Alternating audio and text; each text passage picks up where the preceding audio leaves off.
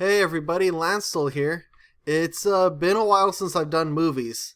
A lot longer than I expected. I kind of phoned it in with that Pokemon Go thing, which was kind of a cop out. And then I was almost going to do a No Man's Sky video because that's what I've been doing. Most of my free time is playing No Man's Sky. But I wanted to watch a movie today and just kind of put out another movie video because this is what I wanted to do. So I watched The Informers. This was kind of just a movie from when in my movie theater days. This was something that I watched and it just kind of grabbed me as just this different kind of movie. You grow up watching action flicks and comedies, and then you kind of, dramas you kind of stay away from when you're a kid because they look boring and you don't know what they're talking about. But this was kind of a something that I was a free movie and I wanted to watch it, and it's just really weird. And coming back to it now, almost 10 years later, I'm looking at it and a lot of the same things that I remember from originally watching it kind of came back to me again.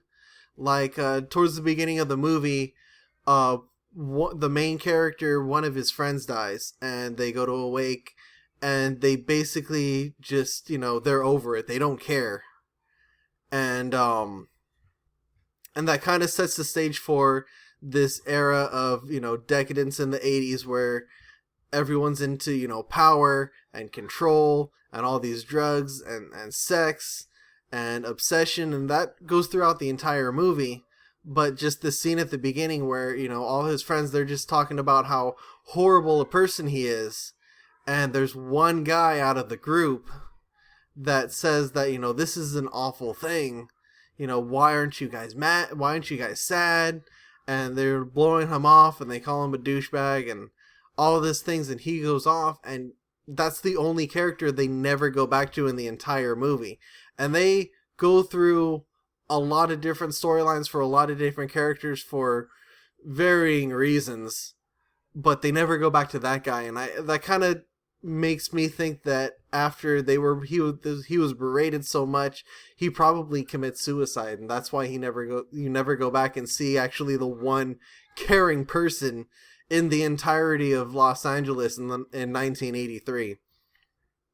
And he's just gone. But basically the movie's very dark.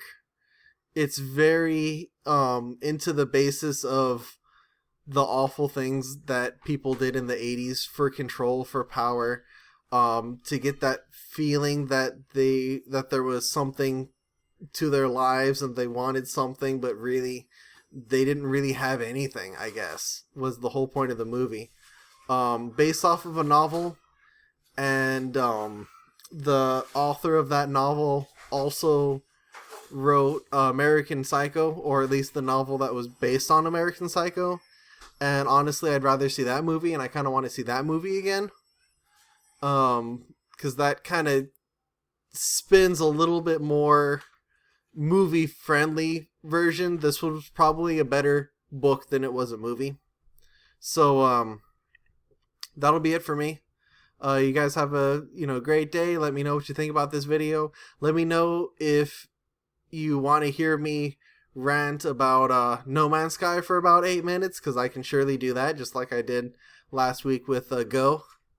And if not, I will be doing another movie pretty soon.